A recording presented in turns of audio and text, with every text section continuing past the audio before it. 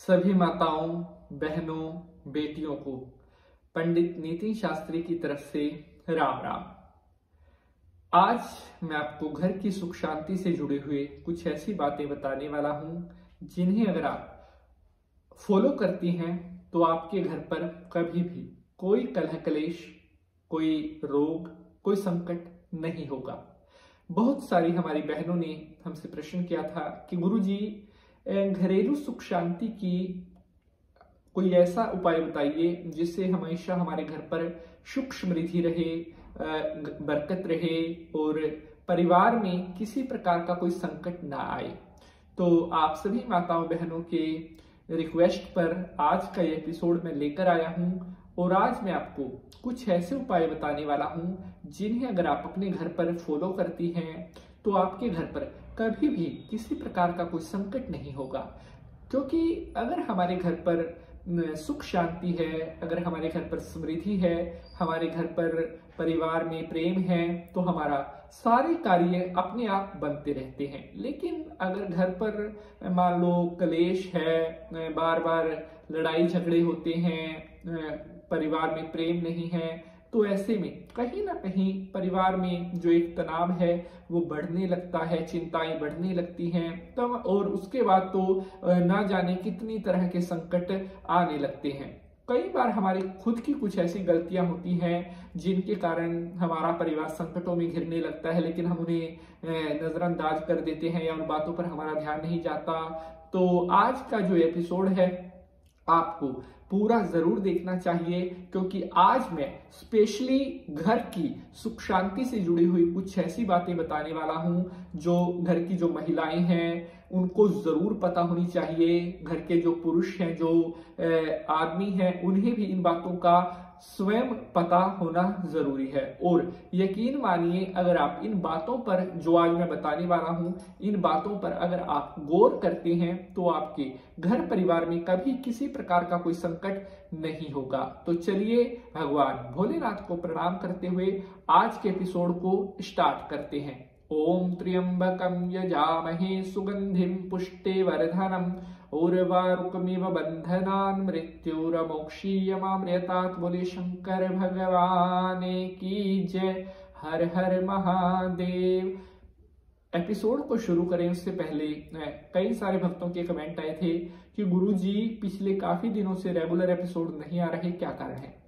तो मैं आप सभी को बता दूं, हमारा जो ये क्षेत्र है यहाँ पर भारत सरकार की तरफ से अभी जो इंटरनेट सेवाएं हैं उन पर कुछ कारणों से रोक लगा दी गई है। हमारे यहाँ पर इंटरनेट पूरी तरह से बंद है, जिसके कारण हम पिछले काफी दिनों से आपके सामने हाजिर नहीं हो पा रहे थे। आज कहीं से हमने वाईफाई की थोड़ी व्यवस्था की है और उसके बाद हम ये एपिसोड आपके लिए लेकर के आ पाए हैं। जल्द ही इंटरनेट की जो समस्या है वो ठीक हो जाएगी और फिर हम उसी तरह से रेगुलर्स आपके लिए एपिसोड्स लेकर आना शुरू करेंगे। तो चलिए आज के एपिसोड को स्टार्ट करते हैं। नमस्कार, सुस्वागतम, आभार, अभिनंदन। मैं पंडित नितिन शास्त्री आप सभी भक्तों का आज के एपिसोड पर हार्दिक स्वागत करता हूं। आज हम बात कर रहे हैं घर की सुख समृद्धि, सुख शांति के उपाय। तो प्यारे बंधुजनों, सबसे पहला उपाय, अगर हम चाहते हैं हमारे घर में हमेशा सुख शांति रहे, हमारे घर पर हमेशा बरकत रहे, तो जो पुरुष हैं वो इस बात को पहले ध्यान से सुने।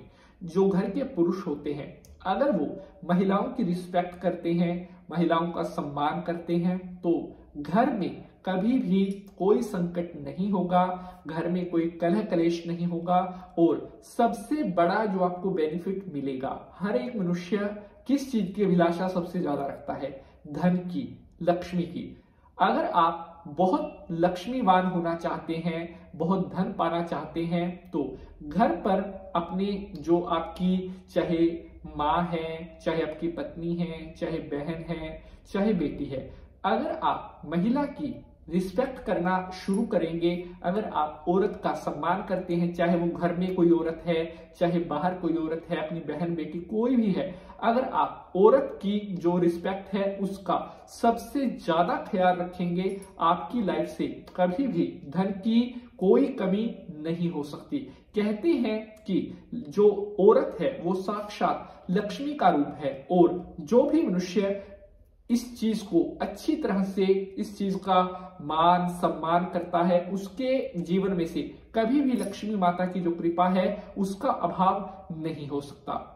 तो इसलिए आप अपने घर में जो है स्त्री का सम्मान, इस बात को हमेशा अपने ध्यान में रखें। ये सबसे पहला पॉइंट है घर की सुख शांति का। दूसरा पॉइंट, घर में रहने वाले जो बुजुर्ग हैं उनका आशीर्वाद हमें प्रतिदिन लेना चाहिए। कहते हैं कि जो बुजुर्ग होते हैं वो एक तरह से हमारे ऊपर एक ऐसा जो पौधा होता है जो छायादार, जो छाया देता है, उसी तरह से हमारे बुजुर्ग जो होते हैं वो छाया के रूप में ही हमारे ऊपर कार्य करते हैं। अगर हम अपने बुजुर्गों का सम्मान करते हैं, प्रतिदिन बुजुर्गों का आशीर्वाद लेते हैं, ऐसे घरों में कभी भी कोई संकट नहीं आता और देवता भी अपना शुभ आशीर्वाद ऐसे घरों को प्रदान करते हैं जहां पर बुजुर्गों का सम्मान होता है।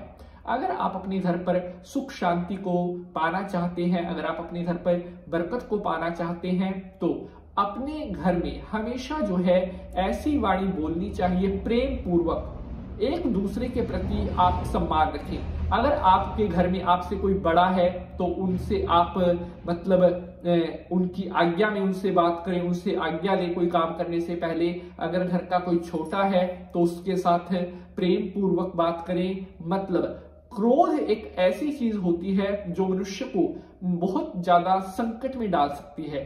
अगर कोई मनुष्य अपने घर पर रहकर बहुत ज्यादा क्रोध करता है तो ऐसे घरों की जो बरकत है वो धीरे धीरे खत्म होने लगती है। लेकिन अगर आप अपने क्रोध को शांत करना सीख लेते हैं, अपने क्रोध को पीना सीख लेते हैं और अपने जो व्यवहार है उसमें मधुरता लाएंगे, प्रेम पूर्वक, जितना ज्यादा आप अपने परिवार को प्रेम में बांध करके रखोगे उतना ज्यादा आपका परिवार हंसता, खेलता, मुस्कुराता, खिलखिलाता रहेगा।